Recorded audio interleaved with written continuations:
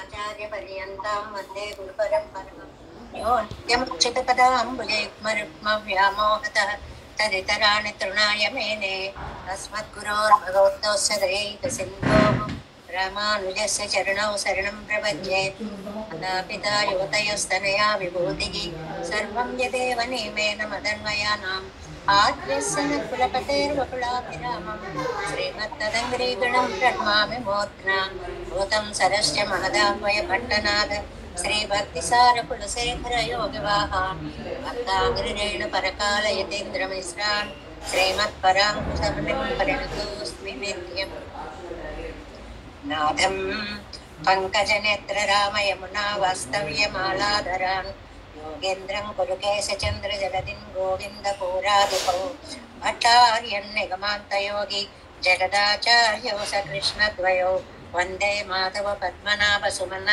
कोले स देवादिपान् नमो वेदान्तवेद्याय जगन्मङ्गलहेतवे यस्य वाक्कान्तासारपूरितं पूर्णत्रयं वेदान्तवेद्यामृतवारिरासेः वेदान्तसारामृतपूरमग्र्यम् आदाय वर्षन्तमहं प्रपद्ये कारुण्यपूर्णं कल्वैरिदासं श्रीमत्कृष्णसमाह्वाय नमो यामुनसूनवे यत्कटाक्षणलक्ष्याणां सुलभः श्रीधरः सदा श्रीकृष्णपादपादाब्जे नमामि सरसा सदा यत्प्रसादप्रभावेन सर्वसिद्धिरभून्मम लोकाचार्याय गुरवे कृष्णपादस्य सूनवे संसारभोगिसन्दष्टजीवजीवातवे नमः श्रुत्यर्थसारजनकं स्मृतिबालमित्रं पद्मोल्लसद्भगवदङ्घ्रिपुराणबन्धुं ज्ञानादिराजमभयप्रदराजपुत्रम् अस्मद्गुरुं परमकारुणिकं नमामि द्राविडाम्नाय हृदयं गुरुपर्वत्रमागतं रम्यजामातृदेवेन दर्शितं कृष्णसोनुना सुन्दरजामातृमुने प्रपद्ये चरणाम्बुजं संसारार्णवसम्मग्नजन्तु सन्तारपोतकं नमोऽस्तु देवराजाय चतुर्ग्रामनिवासिने रामानुजार्यदासस्य सुताय गुणशालिने नमः श्रीशैलनाथाय कुन्तीनगरजन्मने प्रसादलब्ध परमप्राप्य कैङ्कर्यशालिने श्रीशैले सदयापात्रं दीभक्त्यादिगुणार्णवं यतीन्द्रप्रवणं वन्दे रम्यजामातरम् श्रीरङ्गसिंहगिरिदेशिकपादसेवा प्राप्ताखिलद्रविडवेदरहस्य जातं श्रीगौतमान्वयजमाश्रितभागधेयं गोपालदेशिकमहं शरणं प्रपद्ये कौशिकान्वयसञ्जातं वेङ्कटार्यतनोभवं वेदान्ताचार्यशिष्यं उडयवर्लं अहं भजे श्रीमद्वेङ्कटरङ्गार्यशिष्यं सशिष्यसेवतिं श्रीलक्ष्मणार्यविबुधं संश्रये देवि दीप्तये ॐ अस्मद्गुरुभ्यो नमः भक्तामृतं विश्वजनानुमोदनं सर्वार्धदं श्रीषडगोपवाङ्मयं सहस्रशाखोपनिषत्समागमं नमाम्यहं द्राविडवेदसागरं திருவழுதினாடென்னும் தன் பொறுபூரென்னும் மறுவினியவன் பொருணல் என்றும் அருமறைகள் அந்தாதி செய்தான் அடியினையே எப்பொழுதும் சிந்தையாய் நெஞ்சே தெளிந்து மனத்தாலும் வாயாலும் வன்புருவோர் பேணும் இனத்தாரை இல்லாதிரேஞ்சேன் தனத்தாலும் ஏதும் குறைவிலேன் எந்தை செடுவோவன் பாதங்கள் யாமுடைய பத்து எந்த பெருங்கீர்த்தி ராமானுசமனிடம் வாயந்த வளர்பாதம் வணங்குகின்றேன் ஆயந்த பெரும் செய்தார் செடுகோபம் சந்தமிழ் வேதம் தரிக்கும் பெயராத உள்ளம் பெறா வாந்திகிழும் சோலை மதிலரங்கள் வன்புகள் மேல் ஆன்ற தமிழ் மறைகள் ஆயிரமும் என்ற முதல் தாய் சடகோபன் மயம்பால் வளர்த்த இதற்காய் ராமானுசன் மிக்க விரை நிலையும் மெய்யாமயர் நிலையும் தக்க நெறியும் தடையாகி தொக்கையிலும் ஊழ்வினையும் வாழ்வினையும் போதும் குருகை இருப்போன் யாழினிசை வேதத்தியல் நம்மாழ்வார் திவ்ய திருவடிகளே சரணம் எம்பெருமானார் திவ்ய திருவடிகளே சரணம் ஸ்ரீயர் திவ்ய திருவடிகளே శరణం ఓం అస్మద్గురుభ్యో నమః. జై శ్రీమన్నారాయణ. భాగవత గోష్ఠికి దాసోహాలు సమర్పిస్తూ నమ్మాళ్ళవారు అనుగ్రహించినటువంటి తిరువాయిమజి మనము మొదటి 10లో ఈనాడు 9వ పాసురంలోకి ప్రవేశిస్తున్నాము అని. ఒక సముద్రంలా ఉన్నటువంటి వ్యాఖ్యానంలో ఆ గట్టున నిలబడి కొన్ని కొన్ని అర్థాలను మాత్రమే మనం తెలుసుకోగలుగుతున్నాం. ఇందులో విశేషాలు ఇవి సర్వమత ఖండన కాబట్టి, వేదాంత అర్థం కాబట్టి ఎంత చెప్పుకున్నా అవి ఇంకా విశేషాలు అలా ఉంటూనే ఉంటూనే ఉంటూనే ఉంటాయి అనేటువంటిది. అందులోనూ ఈ అత్యద్భుతమైనటువంటి ఛాందోగ్య సమమైనటువంటి తిరువాయిమొഴി అని చెప్పుకుంటున్నాం కదండి. సామవేద సమమైనటువంటి తిరువాయిమొഴి అని చెప్పుకుంటున్నాం కదా. ఇందులో వేదాంతాన్ని స్థాపించడమే నమ్మాళ్వార్ల యొక్క ధ్యేయంగా. పైకి మామూలుగా పాసురాలేవో చిన్న చిన్న పాసురాల్లా ఉంటావు. అందులో శ్రీభాష్యంతో సమన్వయము, పూర్వాచార్యులతోటి వాటితోటి మనం చేసుకోగలిగిన సమన్వయము చాలా అనంతంగా ఉంది. ఎన్ని విషయాలు ఉన్నాయో వాటిని యథాశక్తి మనం పరిచయం చేసుకుంటున్నాము. ఇవాళ మనం 1:1:9 పాసురంలోకి ప్రవేశిస్తున్నాం. 1:1:9 పాసురం. ఇందులో మొత్తం తిరువాయిమొழிకి అంతా సారం మొదటి 10 పాసురాలు అని రోజు చెప్పుకుంటున్నాం.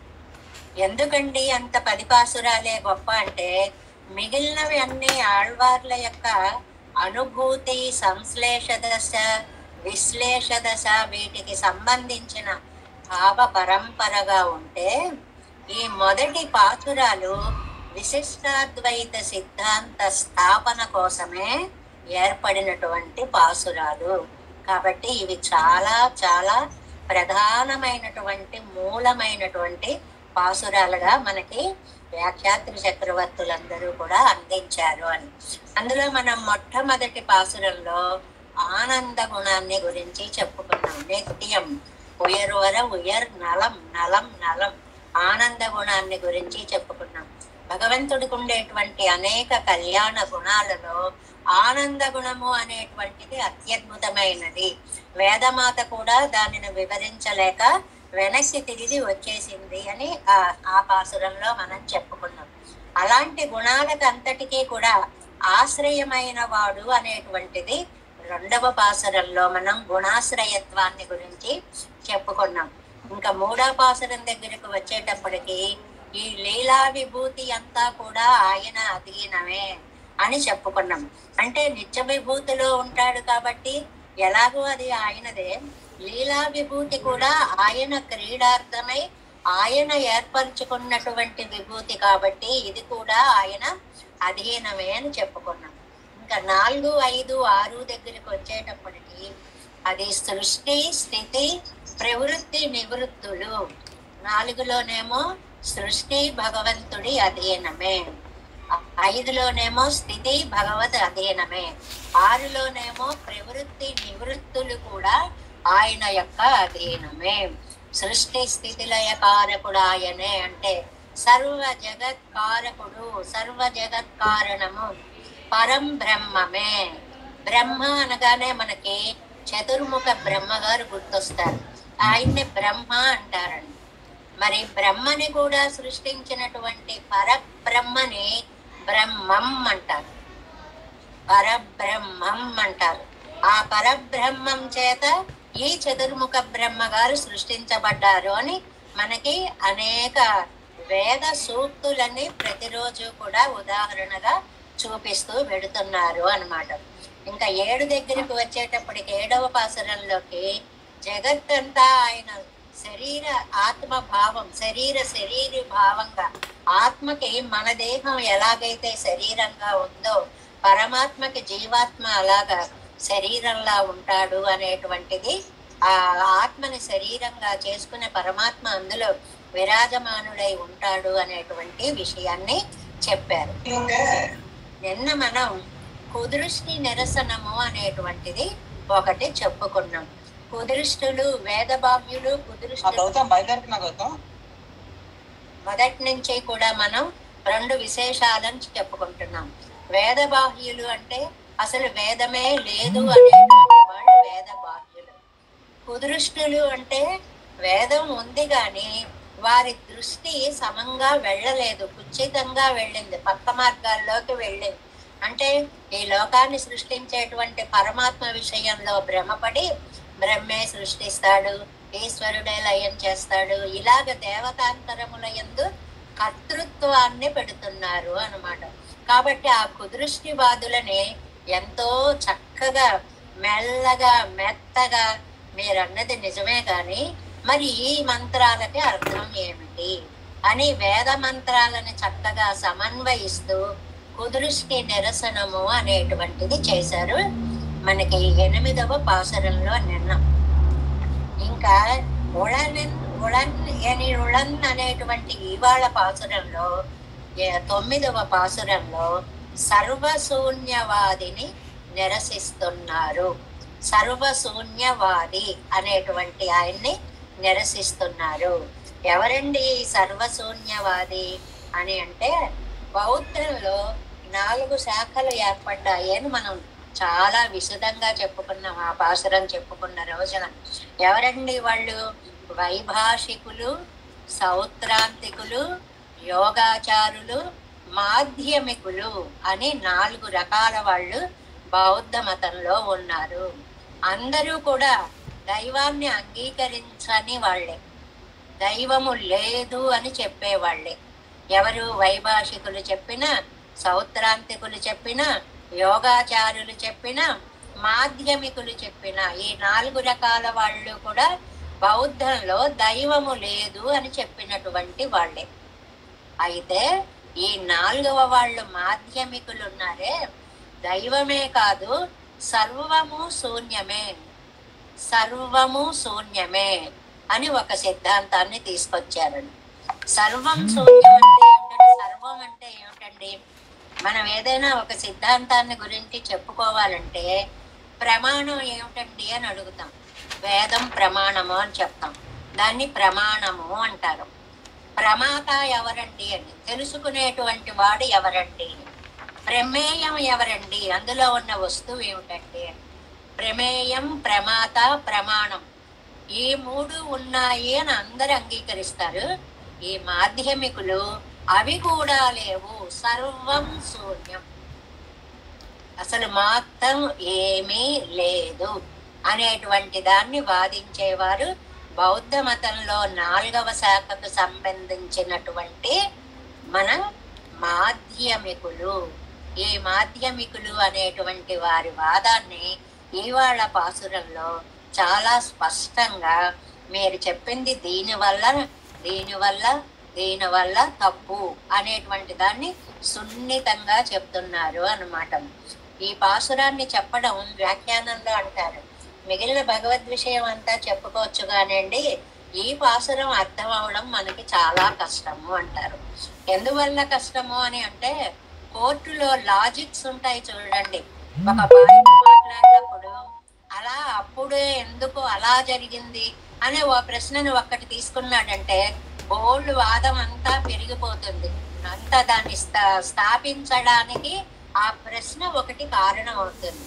అలాగే ఈనాటి ఈ పాసురంలో ఒక అందమైనటువంటి ప్రశ్నను వేసి నమ్మాళ్వార్లు మీరు చెప్పేటువంటి సర్వశూన్యవాదము లేదు, అది కూడా నిరసింపబడుతుంది అనేటువంటి విషయాన్ని ఇవాల్టి పాసురంలో చెప్తున్నారు. ముందుగా మనం పాసురాన్ని ఒక్కసారి అనుసంధానం చేసుకుందాం. ఉళనెనిల్ ఉళన్ அவனுருவமிவ்வுருவுகள் உளநலனெழில் அவன் அருவம் இவ்வருவுகள் உளனென இளனென இவை குணமுடைமையில் உளனிருதகை இருதகைமையோடு పరందే. ఏమి పాసుర నిర్మాణం అండి! అసలు ఆ పదాల యొక్క నిర్మాణం ఎలా దొరుకుతుంది? మనం అన్నామే అది ఇది ఊదు ఏదు.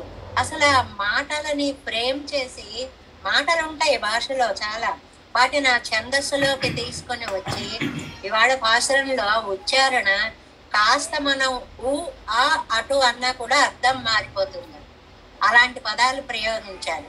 ఉళనెనిల్ ఉళన్ அவன் உருவம் இவ்வுருவம் உருவுகள் உளநலல் எனில் அவன் அருவம் இவ் அருவுகள் அருவுகள் உளனென இளனென இவை குணமுடைமையில் ఉళనిరుతగైమయ్యోడు ఒళివిలన్ పరబ్దే. అది పాసురము అన్నమాట. నేను ప్రతిపదార్థంగా ఓవరాల్ మీనింగ్ గా ముందు చెప్పేసుకుందాం. ఏమిటంటే ఉళనెనిల్, ఈ నమ్మాళ్ళవార్లు సర్వశూన్యవాది ఏమన్నాడు అంటే పరమాత్మ లేడు అన్నాడు. పరమాత్మ లేడు అన్నాడు. అనేటప్పటికి అమ్మయ్య దొరికావు నువ్వు అనుకున్నారు. యువతలు ఈయన పెద్ద అడ్వకేట్ అనమాట. తలలు తీసినటువంటి, తలలు మార్చినటువంటి వాళ్ళు ఎలాగైతే వాదిస్తారో అలాగే నమ్మాళ్ళ వాళ్ళు ఎవరు లేవన్నారు, పరమాత్మ లేడంటావా, సరే చాలా బాగా అన్నావు అని ఆ పాయింట్ తీసుకున్నారనమాట. కలడు అంటే ఉళనెనిల్, నువ్వు ఉన్నాడు అన్నావు అనుకో, ఈ ఉరువుగల్ అవనురువం, ఈ స్థూల పదార్థాలన్నీ ఆయన దేహమే, వాని రూపమే. అంటే ఈ కనిపించేదంతా భగవంతుడి యొక్క స్థూల రూపము. ఆ ఉరు అంటే స్థూల అండి, అరు అంటే సూక్ష్మ అండి. రెండు పాదాల్లో ఉన్న పదాలు అవి గొప్ప పదాలు. మనకి భాష నేర్చుకోవడానికి కూడా జ్ఞాపకం ఉండదు, కానీ ఎప్పటికప్పుడే తెలిసినట్టు ఉంటుంది, మళ్ళీ మర్చిపోతూ ఉంటాం. ఉరు అనేటప్పటికి స్థూలము అని అర్థం, కనిపించేది అని. అరు అంటే సూక్ష్మము అని అర్థం, రెండో లైన్లో ఉన్నది. నువ్వు ఉన్నాడంటావా, ఈ స్థూల పదార్థాలన్నీ ఆయన రూపంగానే కనిపిస్తున్నాయి. ఉళన్ అలనెనిల్, అబ్బే ఉన్నవాడు కాడండి. ఆ పదం చూడండి, లేనివాడు అనలేదు. మాట్లాడడంలో ప్రయోగించడంలో పదాలు ఎలా ప్రయోగించారు, లేనివాడు అని అనలేదు. ఉళన్ అలన్ ఎనిల్, ఉన్నవాడు కాకపోతే, అంటే లేనివాడు అనడానికి కూడా ఇంక ఇష్టం లేదు. అంత అంత నిర్దిష్టమైనటువంటి భావ ప్రకటన అనమాట. ఉళన్ అనల్ ఎనిల్, నువ్వు ఉన్నవాడు కాడు అంటావా అంటే మన భాషలో లేనివాడు అంటావా. ఈ అరువుగల్, అరువుగల్, అరు అంటే సూక్ష్మ పదార్థాలు, అవనరువం వాని రూపము. అంటే ఒక్కొక్కసారి స్థూలంగా కనిపిస్తాయి, ఒక్కొక్కసారి సూక్ష్మంగా కనిపిస్తాయి. ఉళనెనా ఇలనెనా, ఉన్నాడన్నా లేడన్నా నీ ఇష్టం, నువ్వు ఉన్నాడను లేడను. ఇవై గుణముడైమయ్యిల్, ఈయన ఆయన గుణములు కలవాడవడం చేత, ఆయన సర్వగుణోపేతుడు అవడం చేత ఇక్కడ మళ్ళీ నిర్గుణవాదుల్ని నిరసించారనమాట. గుణం లేనివాడు అని అనుకుంటున్నారే మీరు, ఆయనకి గుణాలు ఉండడం చేత ఇరుతగమయ్యోడు, రెండు విధాలుగాను కూడా ఒళివిన్ పరందు, విడిచిపెట్టకుండా వ్యాపించి ఉంటాడు. ఉళన్ ఉండును. ఈ పాసురం యొక్క చివరి పదంలో ఉళన్ ఒళివు, ఇళన్ పరందే. ఉళన్ ఉండి ఉంటాడు, ఉన్నాడు. నువ్వు ఎలా చెప్పినా సరే, ఇప్పుడు ఈశ్వరుడు ఉన్నాడంటావా, ఆయన స్థూలంగా జగద్రూపంగా ఉన్నాడు. అబ్బెబ్బెబ్బే నేను ఈశ్వరుడు లేడంటున్నానండి అన్నాడు పూర్వపక్షి. సరే లేడంటావా, సూక్ష్మంగా చితచిత్తులు రూపంగా, సూక్ష్మ రూపంగా కనిపించకుండా ఒక గింజలో మహావృక్షం దాగినట్లుగా ఉండి ఉంటాడు.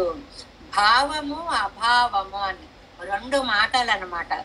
భావము అంటే ఉన్నాడు అనే భావం, అభావము అంటే లేడు అనేటువంటి భావం.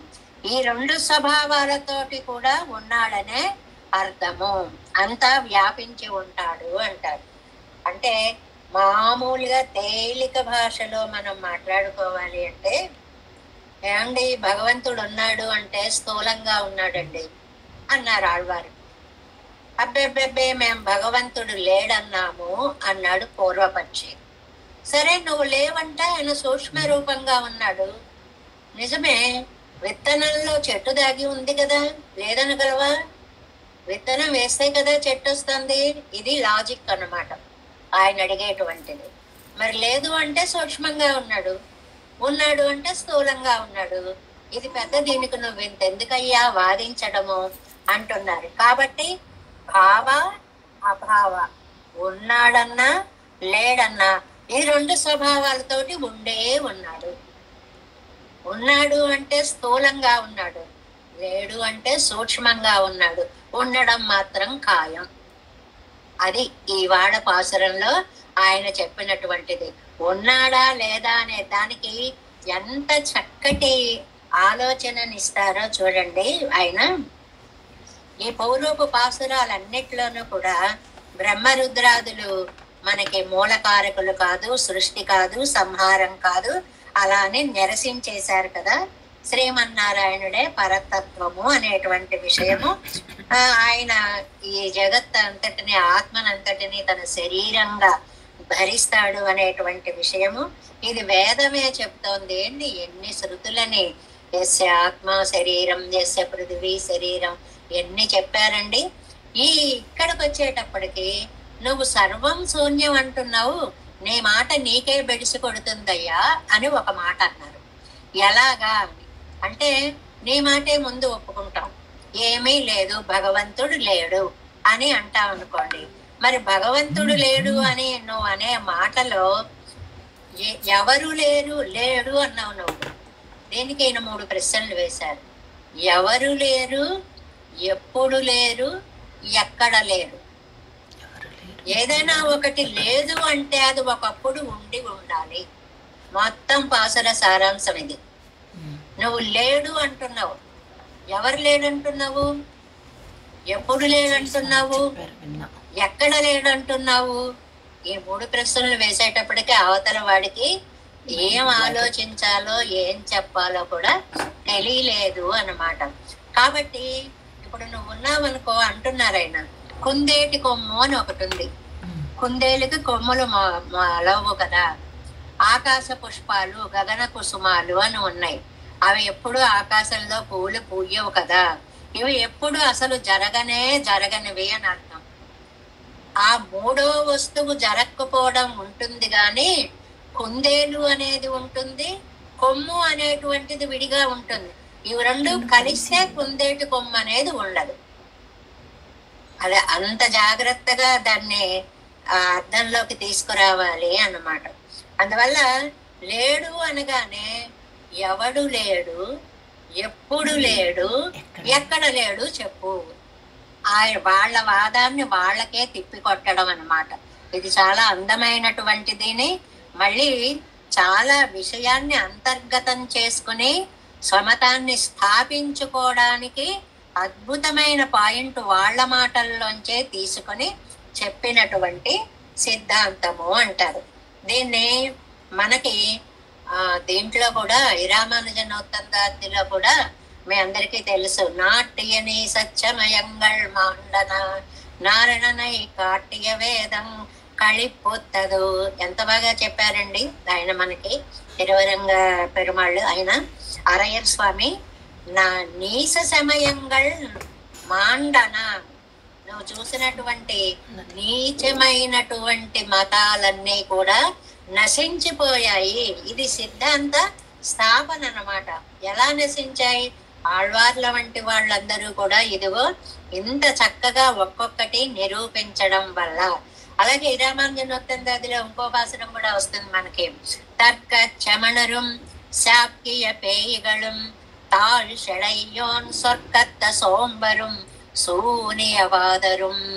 ఇగో శూన్యవాదరం, శూన్యవాదులు ఇవాళ మన పాసురంకి సంబంధించినటువంటి వాళ్ళు అన్నమాట. వీళ్ళు అంటే మాధ్యమికులు అనేటువంటి అర్థం. తర్క శ్రమణులు అంటే తార్కికులు అనేటువంటి వాళ్ళు.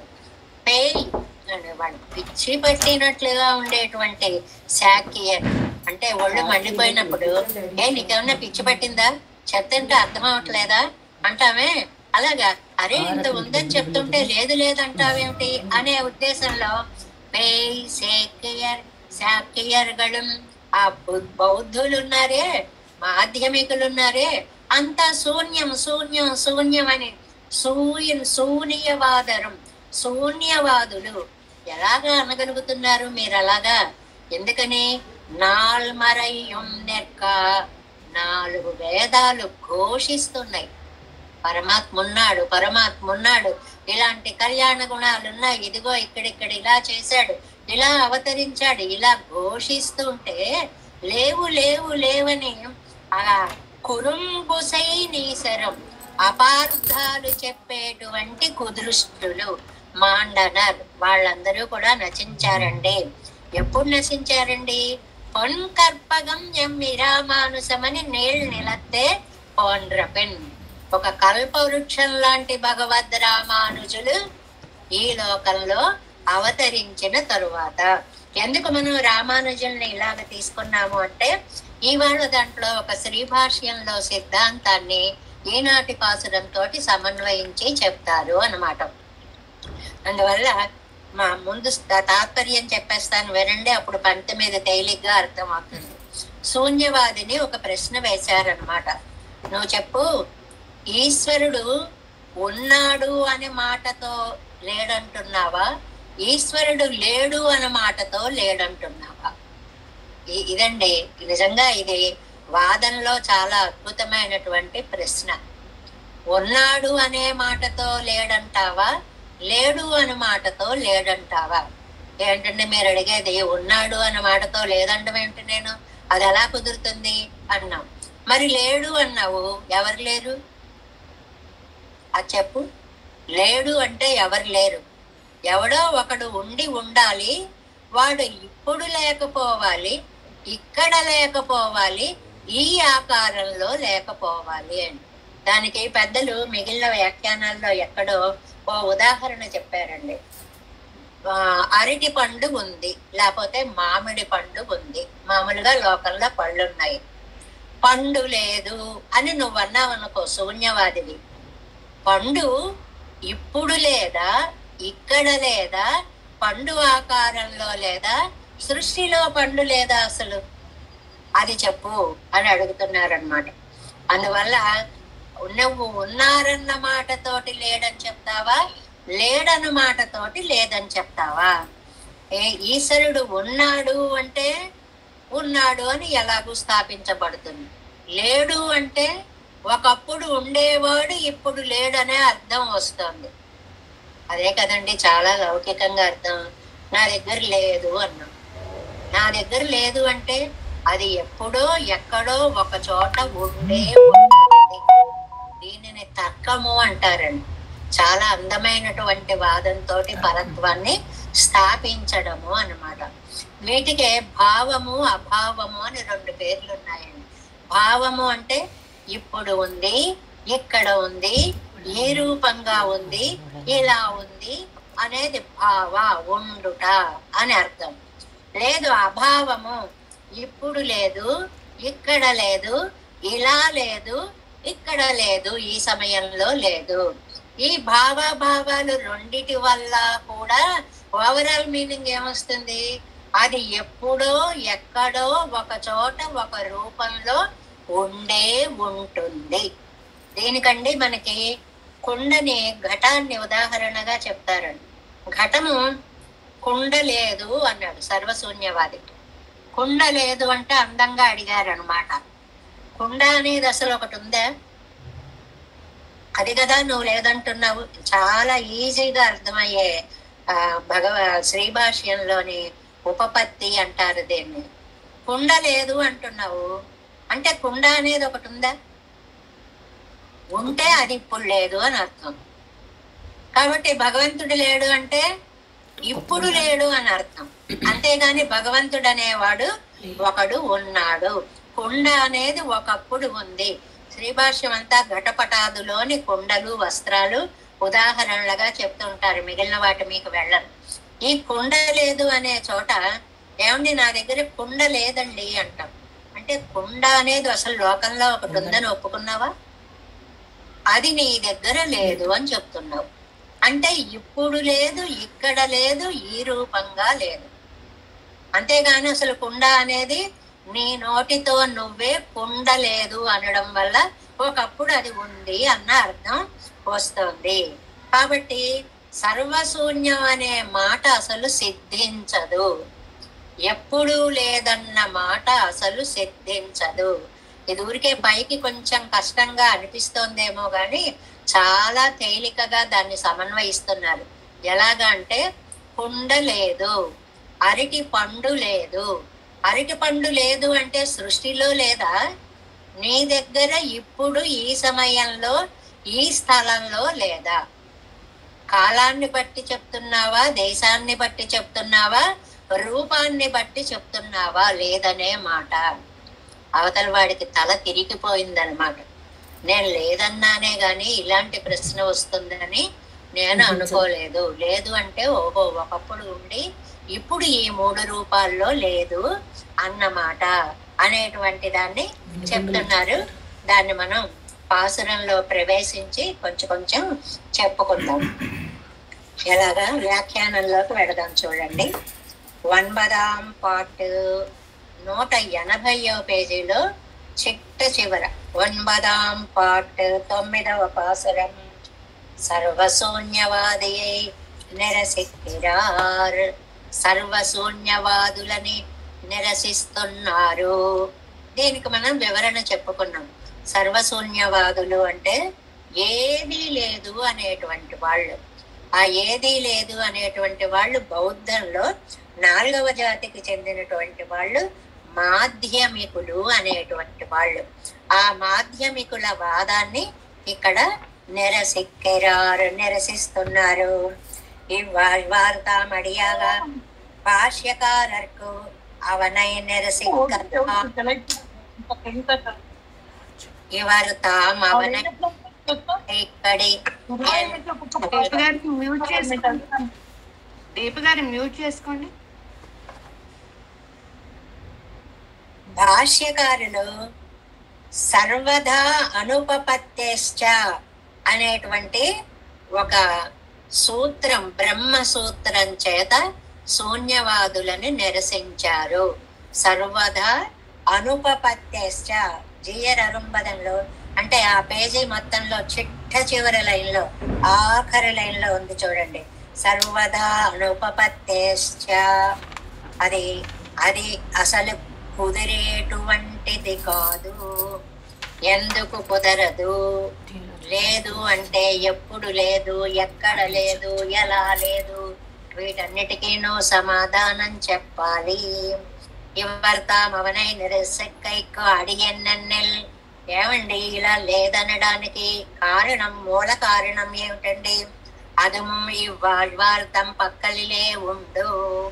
புறம்பே சிலர் பிரம்மாதிகள் பக்கலிலே ఈశ్వరత్వ ప్రతిపత్తియై పన్ని. పురంబే ముందే. ముందే అంటే 7-8 పాసురాలలో ముందే అని అర్థం అన్నమాట. ఇంతకు ముందే మిగిలిన వాదాలన్నిటినీ తాము నిరసిస్తూ వచ్చి ఈశ్వరత్వ ప్రతిపత్తి అయి పన్ని, ఈశ్వరుని యొక్క ఉనికిని చేసి స్థాపించి, ఈయన చెయ్యడం కాదు, ఉన్నదాన్ని ఈయన దర్శింపచేశారు అని. ఇక్కడ జాగ్రత్తగా మనం పదాలు వాడాలి అంటారు. ఈశ్వర ప్రతిపత్తిని ఈయన కొత్తగా సృష్టించలేదు, ఉన్నదానిని మనకి దర్శింపచేశారు. ఇప్పుడు సూర్యుడు ఉదయించినప్పుడు నక్షత్రాలు మనకి కనిపించవు, అది లేవని కాదు. సూర్యుడు వెళ్ళిన తరువాత వాటి రూపం మనకి కనిపిస్తుంది. ఇది కనిపింపచేసి అనే మాటకు అర్థం అన్నమాట. దర్శింపచేసి అనేటువంటి మాటకు అర్థం అన్నమాట. మిగిలిన పాసురాలన్నిటితోటి కూడా పరమాత్మ యొక్క తత్వాన్ని నిరూపింపచేసి, ప్రమాణంగళయ్యం అది కీడాగన్నయత్తు కొండువందు తోత, వాటికి అనుకూలమైనటువంటి ప్రమాణాలన్నిటినీ కూడా ఎన్ని వేదవాక్యాలు చెప్పారండి. మొన్నైతే ఇంకా చదవలేక ఆపేసుకున్నాం కానీ 50-60 వేద మంత్రాలని మనకి అందులో వ్యాఖ్యానంలో చాలా చక్కగా ఇచ్చారు అన్నమాట. అలాంటి మంత్రాలన్నిటినీ కూడా తాము అంగీకరిత్తవనే సర్వస్మాత్ పరనెన్నో ఆయన చెప్తున్నారు.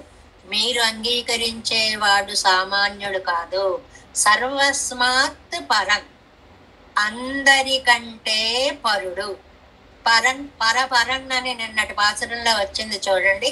పరస్మాత్ పరహ, మనం పరుడు అని బ్రహ్మరుద్రాదులను అనుకుంటాం అనుకోండి, వాళ్ళకి కూడా పరుడు అని చెప్పడానికి పరన్ అనేటువంటి మాట. అదే తాము అంగీకరిత్తవనే సర్వస్మాత్ పరనెన్నం జగత్తు అవనకు శరీరతయా శేషమెన్నం. చూసారా, ఆ కిందటి పాసురాల్లో ఉన్న సారాన్ని ఈ వ్యాఖ్యానంలో మళ్ళీ మనకు అందించారు.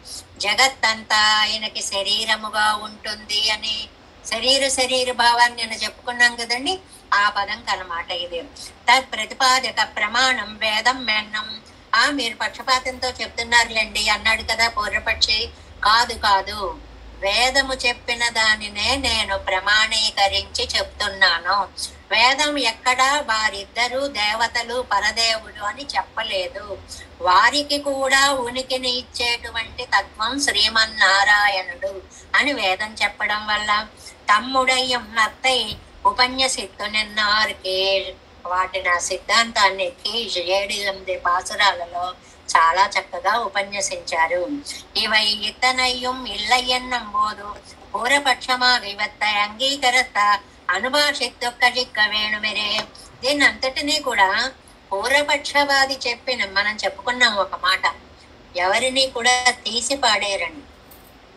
మన వ్యాఖ్యానంలో ఉండేటువంటి గొప్పతనం ఏమిటంటే ఎవరిని నిర్లక్ష్యం చేయరు. నువ్వేమిటో చెప్పేది అంటాను చూడండి, మనం మామూలుగా పిల్లలు ఏమన్నా చెప్పారనుకోండి, నీ మొహం నీకేం తెలుసు అతలకు పో, ఇలా ఉంటుంది అప్రోచ్. కానీ సిద్ధాంత వ్యవస్థ దగ్గరికి వచ్చేటప్పటికి నిజమే మీరు ఇలా అన్నారు, కానీ మరి ఈ సూత్రం ఇలా చెప్తోంది, దీన్ని ఎలా సమన్వయిస్తారు అని వాళ్ళు కూడా ఇంకా నోరు ఎత్తలేనట్లుగా కూరేసులు ఆనందించారని చెప్పుకున్నామే, నోరు మూసేసేలా చెప్పారు అని కూరేసులు ఆనందనాట్యం చేశారని, అలాగ వాళ్ళు కూడా ఇంకేం అనలేని స్థితిగా దీన్ని చెప్తారనమాట.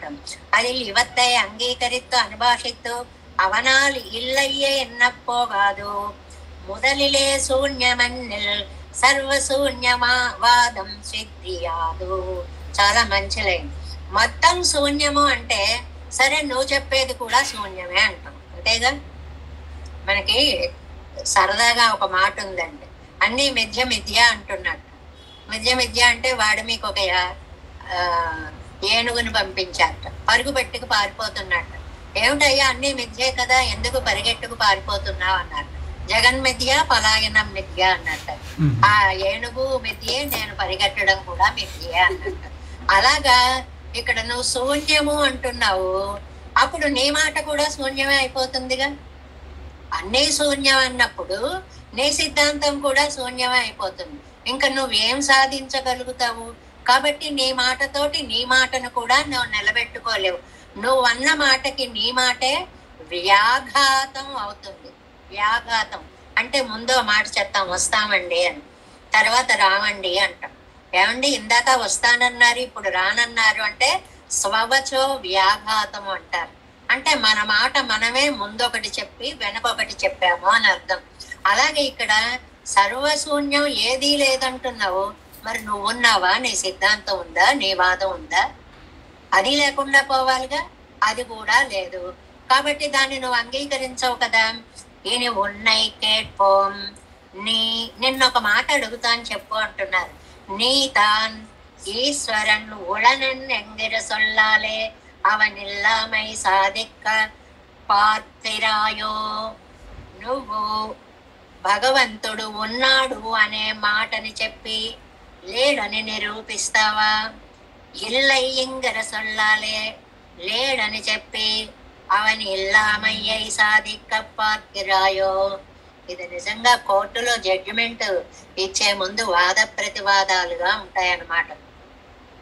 నేను అక్కడికి వెళ్ళలేదండి అంటారు అనుకోండి. ఎవరు వెళ్ళలేదు? అప్పుడు చచ్చినట్టు నేను వెళ్ళలేదు అన్న మాటను చెప్పాలి. ఆ ఏదో ఒక కర్తని ఒకళ్ళని చెప్పవలసి ఉంటుంది. నువ్వు లేడు అంటున్నావు, ఎవరు లేరు?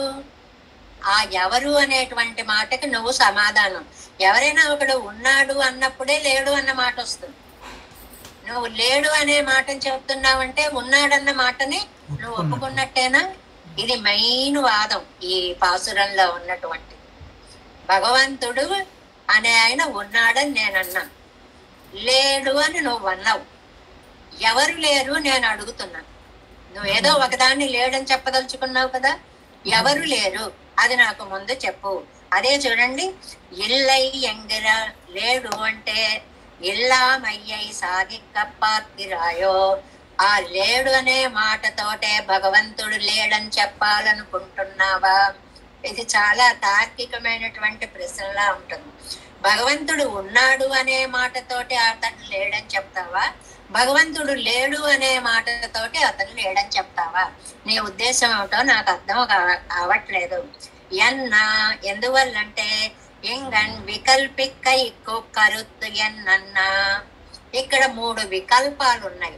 వికల్పాలు అంటే అయితే అవడం, లేకపోతే లేదు అనే భావం అన్నమాట. లేడు అన్నావు, నాకు 3 ప్రశ్నలు వచ్చాయి. ఏమిటంటే உளநெங்கிற சொல்லாலே சொன்னாலும் அனத்தான் சொல்லாலும் அபிமதமான அபாவம் சித்தியாத ஓபாதி. இல்லை என்கிற சொல்லாலும் உனக்கு అభిమతமான అర్థమే కాన్ సిద్ధిపదు. నువ్వు లేడు అని చెప్పినా ఉన్నాడనే చెప్తున్నావు. మరీ ఘోరంగా ఉందండి మీ మాట. నేను లేడో లేడో అని మొత్తుకుంటుంటే నేను అన్నానంటారేంటండి? నేను ఉన్నాడు అండలేదు అన్నాడు. అలా అయితే ఆన పెంబు నీ ఇల్లయ్యంగిర సొర్కన్నే అవన్ ఉన్మై సాధిప్పన్. ఉన్నమై అతని ఉనికిని చెప్పావు.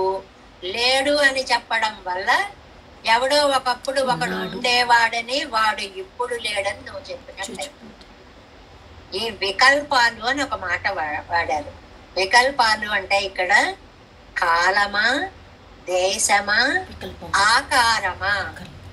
ఈ కాలంలో ఉన్నాడా, ఈ దేశంలో ఉన్నాడా, ఈ ఆకారంలో ఉన్నాడా అనే ప్రశ్నకై నువ్వు లేడు అనే సమాధానం ఇస్తున్నావు.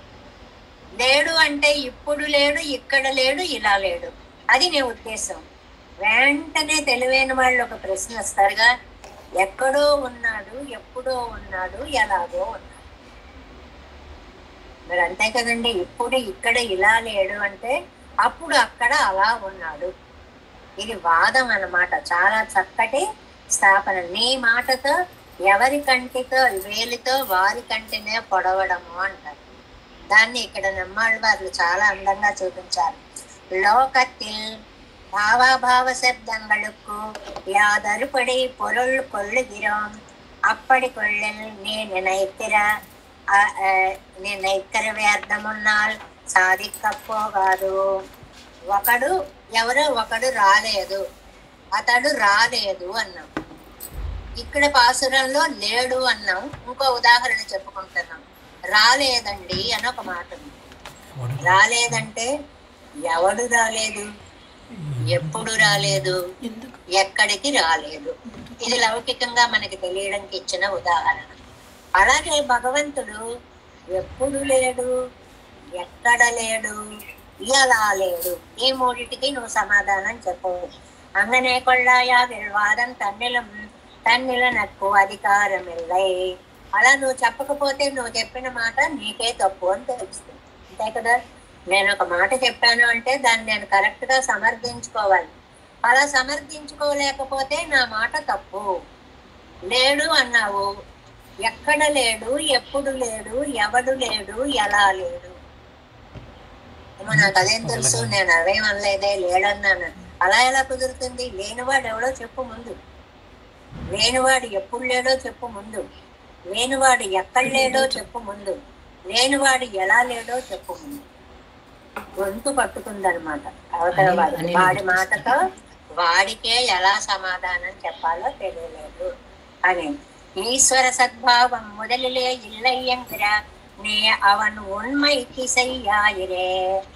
ఈశ్వర సద్భావం, ఈశ్వరుడు ఉన్నాడు అనే మాటని నీ మాటల్లోనే నువ్వు చెప్పేశావు. లేడండి, లేడండి అంటే ఇంతకు ముందు ఉండేవాడండి, ఇప్పుడు లేదు. ఇక్కడే ఉండేవాడండి, ఇప్పుడు లేదండి.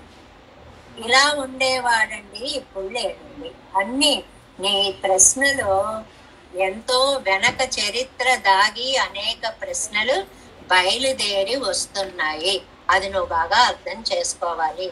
లేదు అని ఒక మాట అనేసేటప్పటికి నిజంగా కూడా మనకి లౌకికంగా చూడండి, లోకంలో ఎలా ఉందా, లేదు లేదు అని ఒక మాట అనేసాం. ఏమిటి లేదు, ఎక్కడ లేదు, ఎప్పుడు లేదు? దానికి మిగిలిన వ్యాఖ్యానాల్లో ఇదే చెప్తారు. అరటి పండు ఉంది, ఆ పండు ఉందా, లేదండి అంటే ఇప్పుడు లేదా, ఇక్కడ లేదా, ఈ రూపంగా లేదా అని ఒక కొన్ని ప్రశ్నలు వచ్చినట్లుగానే నువ్వు లేదు అని మాట అనేటప్పటికీ అవధి వికల్పాలు 3 ఏర్పడ్డాయి. ఎప్పుడు లేడు, ఎక్కడ లేడు, ఎవడు లేడు, ఇన్ని ప్రశ్నలు వచ్చాయన్నమాట. వాటికి సమాధానం చెప్పు. నేను చెప్తాను. అవన్ ఉరువం నీ ఉరువుగాడు. నేను చెప్తున్నా, ఉన్నాడు. ఈసితవ్య నిరపేక్షమాగండ్రే ఈశ్వరన్ ఉడనావదు. ఈసితవ్యము, ఈశ్వరుడు అంటే నియమించేవాడు. ఈసితవ్యము అంటే నియంతృత్వము. నియంతృత్వము కలిగిన వాడు, వాడు ఉన్నాడని మేము చెప్తున్నాం. అన్నిటికీ దాని మీద అధికారం కలిగిన వాడు ఉన్నాడు కాబట్టి ఉన్నవాడే. అవన్ ఉడనాం ఇడత్తిల్, ఉన్నాడు అని చెప్పడానికి నేను బోల్డ్ ఉదాహరణలు చూపిస్తా వేదంలో. యస్య ఆత్మా శరీరం, యస్య పృథివీ శరీరం, ఎంగరపడియే జగత్తవనుక్కు శరీరతయ శేషమాయుండాం. ఈ వేద మంత్రాల చేత ఏవవి? యస్య ఆత్మ శరీరం, ఎవరికైతే ఆత్మ శరీరమో అంటే భగవంతుడికి మన ఆత్మ శరీరము. 7లో మనం చెప్పుకున్నాం అదే.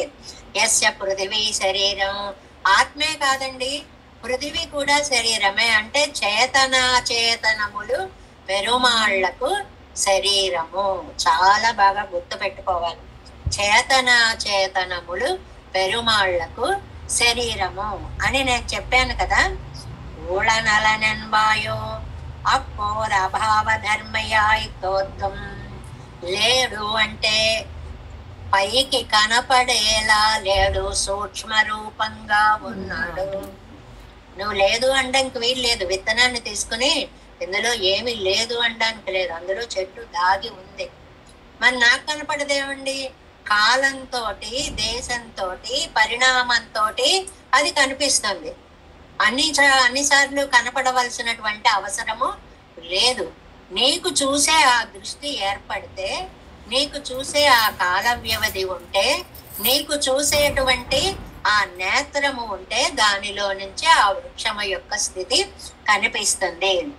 అవన్ అరుణ్ ఇవ్వరువగల్. లేడు అన్నావనుకో, అప్పోదు నాస్తిక శబ్దవాచ్యమాయి అవస్థాంతర భాక్కై కొండు ఇవత్తిను ఉన్నమై తోత్తం. ఉన్నమై ఉనికి అని అర్థం. ఈ సూక్ష్మ రూపంగా ఉన్నప్పుడు నాస్తిక శబ్దం, లేడన్నట్లుగా కనపడతాడు, అభావ రూపంగా కనపడతాడు. నిజమేగా, చెట్టు లేదు, చెట్టు ఆ విత్తనంలో, కాబట్టి అభావం కనపడుతుంది. లేదంటే ఇంక నువ్వెవడివి, నాటు మహావృక్షం వస్తుంది. కాబట్టి ఆ అభావ రూపము, భావ రూపము 2 రూపాలు ఉన్నాయి. ఉన్నప్పుడు ఉన్నమై అంటే ఉనికి. నువ్వు ఎలా అన్నా ఉనికినే సాధిస్తున్నావయ్యా. ఉన్నాడన్నా ఉనికినే సాధిస్తున్నావు, లేడు అన్నా ఉనికినే సాధిస్తున్నావు. లేడు అన్నప్పుడు ఎలా సాధిస్తున్నావు? దేశ కాల వ్యవధుల చేత. అప్పుడు లేడా, అలా లేడా, ఆ రూపంగా లేడా, అతడు లేడా, ఇలా ప్రశ్నలు వేసుకుంటే ఎవడో ఒకడు ఉంటాడు అనే సమాధానం వస్తుంది. కాబట్టి లేడు అన్న మాట ద్వారా కూడా నువ్వు ఉన్నాడు అనేదాన్ని స్థాపిస్తున్నావు. దానికి ఉదాహరణ ఇచ్చారు చూడండి. ఘటోస్తి ఎన్రాల్, ఒక కుండ ఉంది అంటే వాయుం వైరుమాన ఆకారం కోత్తం. దానికి ఇలాగ ఒక పీక లాంటిది ఉంటుంది పైకి, తర్వాత ఒక పెద్ద పొట్టలాగా ఉంటుంది, ఒక ఆకారం కుండలాగా వస్తుంది అనేటువంటిది దానికి ఒక ఆకారం కనపడుతుంది. ఘటో నాస్తి అన్నాల్, కుండ లేదు అన్నా అనుకోండి, నాస్తిత్వ ధర్మ విశిష్టమాయ తోత్తం. ఈ వ్యాఖ్యానంలో చాలా ముఖ్యమైనటువంటి లైన్ అన్నమాట. అస్తిత్వ ధర్మము ఒకటి, నాస్తిత్వ ధర్మము ఒకటి. అస్తిత్వ ధర్మము అంటే ఘటం ఉంది అన్నాం, ఆ ఘటానికి పీక లాంటిది, ఉదరం లాంటిది, అడుగున నిలబెట్టడానికి వీలైనటువంటిది అన్నీ ఉంటేనే అది కుండ అవుతుంది. అలా పరమాత్మ అంతటా ఉన్నాడు అని. నాస్తి ఏమీ లేదు. ఏది లేదు? ఒకప్పుడు చక్కటి మూతితోటి, చక్కటి ఉదరముతోటి, చక్కటి అడుగు భాగముతోటి ఉన్న కుండ ఇప్పుడు లేదు. అంటే ఒకప్పుడు కుండ ఉందని నువ్వు అంగీకరించావా లేదా? ఎంత తార్కికమైనటువంటి ప్రశ్న చూడండి. దీన్ని ఆస్తిత్వ ధర్మము, నాస్తిత్వ ధర్మము అంటారు. భావంలో ఏమో ఆస్తిత్వ ధర్మంతో ఉంది. ఇది పెద్ద స్టేట్మెంట్ అండి. భావము అంటే ఉంది అనుకుంటే ఆస్తిత్వ ధర్మంతో ఉంది, అస్థి అనే ధర్మంతో ఉంది.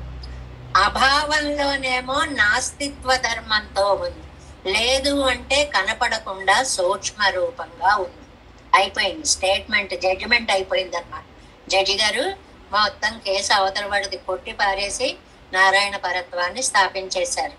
ఎలాగ చెప్పారు? ఈ 2 వాక్యాలు చాలన్నమాట.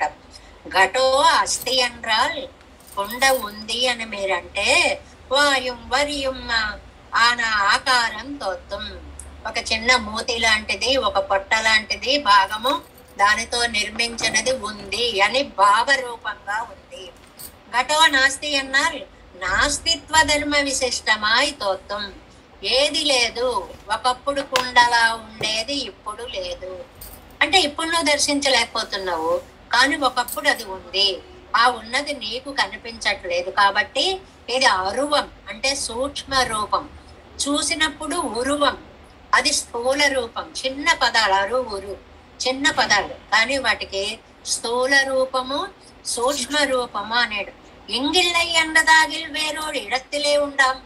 ఇక్కడ లేదు అన్నారు అనుకోండి, ఇంకో ప్రదేశంలో ఉంటుంది కదా. మరి ఎప్పోదెల్లై ఎన్నదాగిల్ వేరొరు కాల విశేషత్తులే ఉండాం. ఇప్పుడు లేదండి అంటే ఇంకో కాలంలో ఉంటుందనే కదండి విశేషము. ఎంగుం ఎప్పోదుం ఒక ప్రకారத்தாலும் ఘటమిల్లై ఎన్న కూడామయ్యాల్ నిరుపాధిక నిషేధం ఇల్లయ్యరే. చాలా స్పష్టంగా చెప్పారు. ఈ 3 ప్రశ్నలు చేశారు. ఇప్పుడు లేదు, ఇక్కడ లేదు, ఇలా లేదు. అంటే ఒకప్పుడు ఉంది, ఒక రూపంగా ఉంది, అలాగా ఆ సమయంలో ఆ దేశంలో ఉంది. కాలము, దేశము, ఆకారము, ఆ 3తోటి నువ్వు లేదంటున్నావు తప్ప అది సూక్ష్మ రూపం కాబట్టి నీకు కనపడలేదు. దాన్ని ఏమంటారు? నాస్తిత్వ ధర్మ విశిష్టము. చాలా కొంచెం టెక్నికల్ గా ఉంటాయి పదాలు, బాబాయ్ సంప్రదాయంగా ఉన్నాయి అనిపిస్తుంది, కానీ ఏమి ఇందులో కష్టం లేదండి. నాస్తిత్వం అంటే లేదు అని అర్థం. నాస్తిత్వ ధర్మంలో అనురూపంగా, అరువుగా ఉంటుంది, అనురూపంగా ఉంటుంది. ఆస్తిత్వ ధర్మంలో ఉరురూపంగా, స్థూలముగా ఉంటుంది. ఉళనెన ఇలనెన ఇవై గుణముడై మయ్యిల్ గుణంగరయిత్తయ్యం ఇలనెంగరయిత్తయ్యం. నువ్వు ఉన్నాడని చెప్పినా లేడని చెప్పినా ఇవయ్యు రెండయ్యం కూడమాగా ఉడయ్యనాగయ్యాలే. ఎలా చెప్పినా ఆయన ఉన్నాడనే అర్థమే వస్తుంది. ఒకళ్ళ ఇంటికి వెళ్ళారండి, ఉన్నాడండి అబ్బాయి అన్నాడండి. లేడు అన్నారు, వాళ్ళంతే అన్నారు. లేడు అని. లేడు అంటే అసలు అబ్బాయి అనేవాడు ఉన్నాడా లేదా? వాడు ఉన్నాడు. వాడు అప్పుడు లేడు, అక్కడ లేడు. ఇదిగో నీ వాదనలో కూడా విషయం అదే. నువ్వు లేడు అంటున్నావు.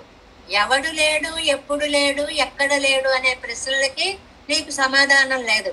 ఇంకా నువ్వేం సర్వశూన్యవాదివయ్యా? మొదటి ప్రశ్నలకే సమాధానం దొరకనప్పుడు ఇవై ఇరండు ధర్మమాయిత్, రెండిటిలో 2 ధర్మాలు దాగి ఉన్నాయి. ఏమిటా 2 ధర్మాలు? ఆస్తిత్వ ధర్మము, నాస్తిత్వ ధర్మము. ఉన్నాడు అనేది స్థూల రూపము, లేడు అనేది సూక్ష్మ దాగి ఉన్నాడు. ఉళనెంగిర సొల్లాலும் ఇలనెంగిర సొల్లాலும் சொன்ன 2 స్వభావత్తాలం ఉళనానాన్ అంటే జడ్జిమెంట్ ఫైనల్ అయిపోయింది అనమాట. ఉన్నాడని చెప్పినా లేడని చెప్పినా ఉన్నవాడిని గురించే చెప్పినట్లయింది. అంటే వాడు ఉన్నాడు. ఒజవిలన్ పరందే నానుడమెంగర సొల్లాలే ఉண்மை సాధిత్తేన్. నేను అన్నారు ఈయన నమ్మాళ్ళవారు. నేను అంటే నేను ఉనికిని సాధించాను, భగవంతుడి యొక్క అస్తిత్వాన్ని నేను సాధించాను. ఎందువల్లంటే వేదం చెప్తుంది, ఉన్నాడు అన్నవాడు ఉన్నవాడు, లేడు అన్నటువంటి వాడు వాడే లేనివాడు. అది వేద మంత్రాలు మనకి చాలా సార్లు వచ్చాయి. అస్థి ఇది, ఉన్నాడు అని చెప్తే చెప్పినవాడు కూడా ఉన్నాడు, లేడు అని చెప్తే చెప్పిన వాడే లేడు. అంటే భగవతత్వాన్ని అంగీకరించిన వాడు లేడు అనే ఒక స్టేట్మెంట్ అనమాట. నీ ఇలమెంగిర సొల్లాలే ఉన్మయ్యై సాధిద్దాయి. చివరికి నాన్న బుజ్జగిస్తున్నారనమాట. నేనేమో ఉన్నాడు అని చెప్పి సాధించాను, నువ్వు లేడు అని చెప్పి ఉన్నవాడిని సాధించవురా నాన్న. అంతకంటే ఏమీ లేదు. ఇది ఎంత అందమైనటువంటి ఊరడింపో చూడండి అవతల వాడి. చెప్పడంలో పద్ధతులు తేడారా అంతే. నేను భగవంతుడు ఉన్నాడు అని సాధించేశాను, నువ్వేమో లేడండి అని ఒక మాట అన్నావు. అంటే ఇప్పుడు లేడండి అనే అర్థంలో అన్నావే తప్ప పాపం నీకు కూడా లేడని కాదు ఉద్దేశం, ఉన్నాడనే ఉద్దేశం అని ఈ ఉద్దేశాన్ని వాడి మీద పెట్టి వాడి చేత అవుననిపించడమే నీ ఇలా నెంగిర సొల్లాలే ఉన్మయ్యై సాధిత్తాయి. ఆగా ఇరువరుమాగ ఉన్మయ్యై సాధిత్తం. నువ్వు నేను కూడా భగవంతుడి ఉనికినే సాధించాము. అయిపోయింది. ఇంకా అసలు తిరుగు అనేటువంటిది లేదు. నేను ఉన్నానన్నాను, నువ్వు లేడని ఉన్నావు అని చెప్పావు. అంటే కొంచెం ఇలా తిరిగి వచ్చి చెప్పావు, నేను ఇలా చెప్పేశాను. బుక్ ఎక్కడ అంటే ఇలా చూపిస్తే ఒక పద్ధతి, ఇలా చూపిస్తే ఒక పద్ధతి. నేడకే వచ్చాను. మన ఇద్దరం కూడా భగవంతుడు ఉన్నాడు అనేటువంటి విషయాన్నే చెప్పాను. ఆగా ఇరువரும் ఆగ ఉన్మయ్యై సాధిత్వం. ఇని అవనుల నానాల్ ఉడమానా పోలే స విభూతికనాయే ఉడనాగామయ్యాదో. ఇంకా ఉన్నప్పుడు ఆయన విభూతితోటే ఉంటాడు. అది ఆలోచించవలసిన పని లేదు. ఉభయ విభూతి నాయకుడు కాబట్టి, ఆయన ఉభయ విభూతి నాయకుడు కాబట్టి ఆయన విభూతులతో కూడి ఉంటాడు అనేటువంటి దాన్ని స్థాపిస్తారు. మనకి ప్రమాణ తిరట్టులో కూడా చివరి పేరాలో ఉంటుంది చూడండి, 183వ పేజీ చిట్ట చివరి పేరాలో చూడండి. శ్రీభాష్యத்திலே శూన్యవాదిயை నిరసిత క్రమத்திலே ఉత్తరమీమాంసాయాం ద్వితీయాధ్యాయస్య ద్వితీయ పాదే. ప్రమాణాలు ఇచ్చేటప్పుడు ఎంత కరెక్ట్ గా మనం రిఫర్ చేసుకోవాలి అంటే ఆ బుక్ తీసి ఆ సూత్రం తీసి అక్కడ రిఫర్ చేసేసుకునేలాగా ఇస్తారు. సర్వదానుపపత్తేశ్చ 30వ సూత్రంలో అస్యార్థ సర్వదానుపపత్తేః సర్వశూన్యత్వం చ భవదభిప్రేతం సంభవతి కిం భవాన్ సర్వం సదితి వా ప్రతిజానీతే. ఇవాళ పాసురార్థాన్ని ఇక్కడ ఇచ్చారండి. ఏమిటి, నువ్వు అన్నీ ఉన్నాయని చెప్తున్నావా, అసదితివా లేదు అని చెప్తున్నావా, అన్యదావా అబ్బే ఏం చెప్తున్నానో నాకే తెలియదండి అంటావా, సర్వదా అభిప్రేతం తుచ్చత్వం నా సంభవతి లోకే భావ శబ్దయో సత్ప్రీత్యోశ్చ విద్యమాన అన్యై వస్తునో అవస్థా విశేష గోచరత్వస్య ప్రతిపాదిత్వాత్. భావాభావము అనే మాటలు ఇచ్చారు. భావంలో స్థిరత్వము, సూక్ష్మము కాదు స్థూలము, అభావంలో స్థూలము. ఈ మాటలన్నిటినీ ఇలా శ్రీభాష్యంలో దాన్ని చక్కగా వివరించింది.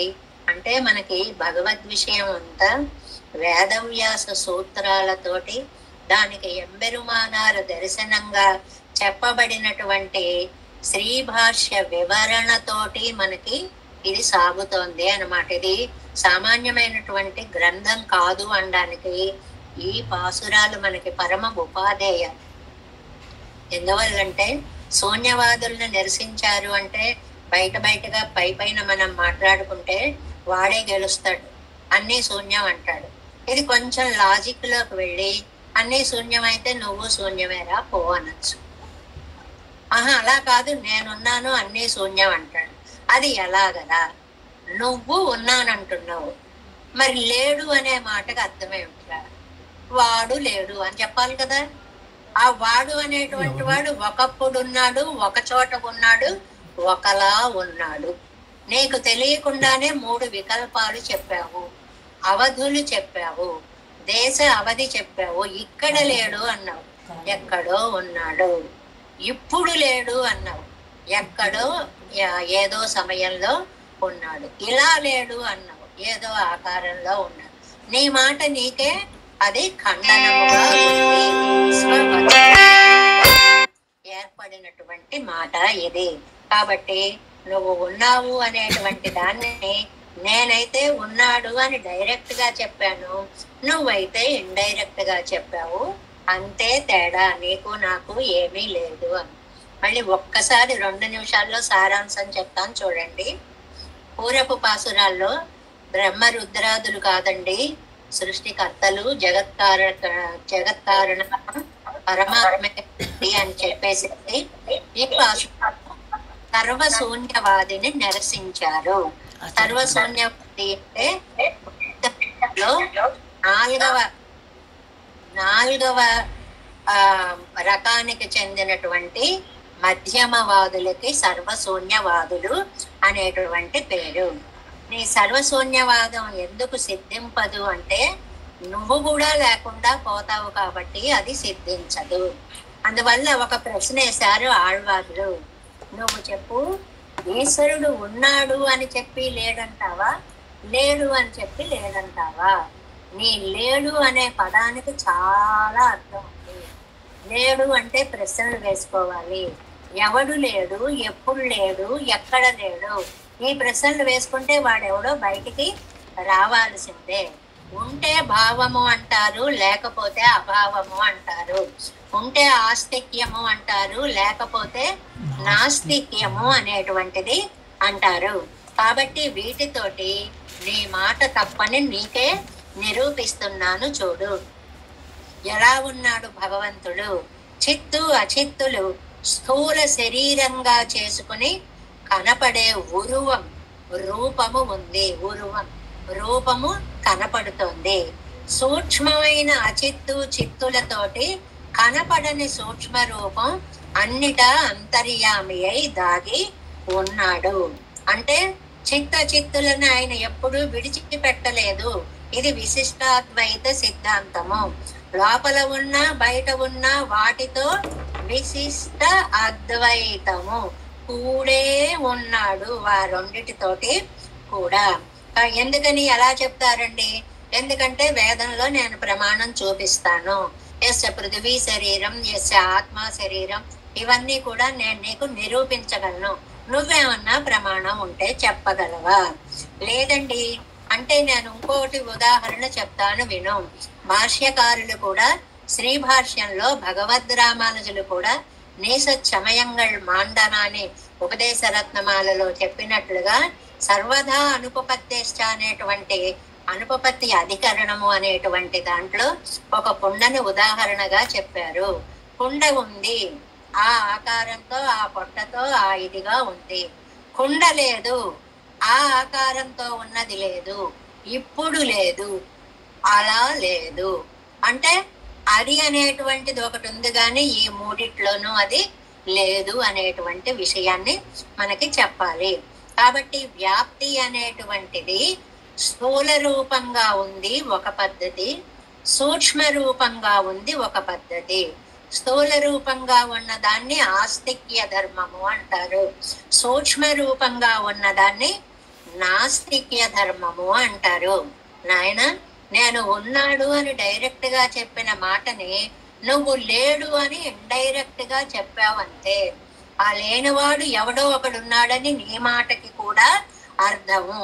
కాబట్టి ఆ ఉన్నవాడు అన్ని విభూతులతోటి కూడే ఉంటాడు తప్ప విభూతులు లేకుండా ఉండడు అని సర్వశూన్యవాదిని నిరసిస్తూనే ఆయన విభూతి నాయకుడు అనేటువంటి విషయాన్ని, ఇది కొంచెం వేదాంత విషయంగా కనిపించిన చాలా మటుకు అర్థమయ్యేలాగా చాలా చక్కగా మనకి వ్యాఖ్యానాన్ని అందించారు నంబిళ్ళ ఏడులో. ఎందుకంటే అంత అత్యద్భుత వ్యాఖ్యానం లేకపోతే మనకి దీని అంతు పట్టేదే అసలు కాదు అనేటువంటిది.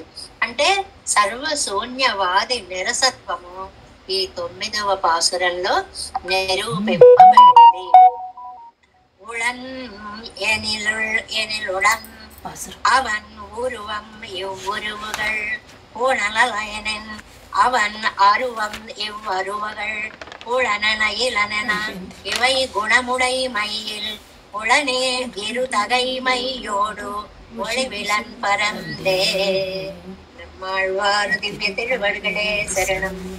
தேவேசம் கோலநாதம் అతహిత మనసం పద్మనాభం రమేశం లోకార్యం కృష్ణయుగ్మేన చ నిగమశిరో యోగి భట్టారకౌ చ గోవిందం పూరనాదేన చ సహ కురు కేశందు సింధుం యతీంద్రం మాలాదృగ్యా మునార్యో అమృతిదనదే పద్మాక్షనాద తిరువరుణ్మాల్ சேனை முதலி செடகோபன் நாதமுனி ஸ்ரீருய்யம் கொண்டார் மணக்கால் நம்பி சென்றாமாள வந்தார் குருமாலாதரர் குருகை பிறார்க்கு அம்பாம் எதிராசர் கோவிந்தர் கூரேசர் பட்டர் வேதாந்தமணி இருக்கண்ணர் கம்புடைய நம்பிள்ளை இவர் ஈடழித்தற்கே என்ன மாதவர் பத்மநாபர் இவர் அருளாளர் திருவடியுன்றைய தேவ பெருமாள் கை கொண்டருடம் திருமலை யாழ்வார் பதங்கள் முன்னன்னுள் சேர்ந்தனவே.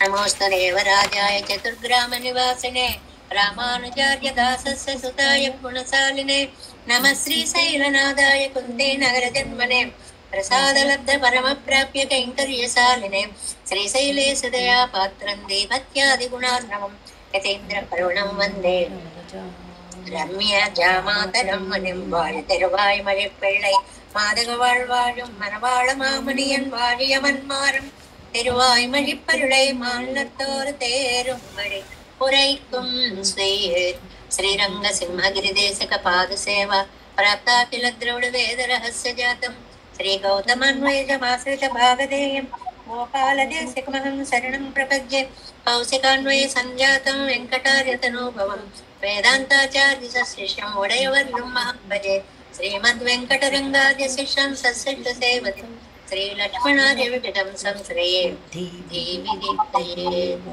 ओम अस्मद्गुरुभ्यो नमः। जय श्रीमन्नारायण।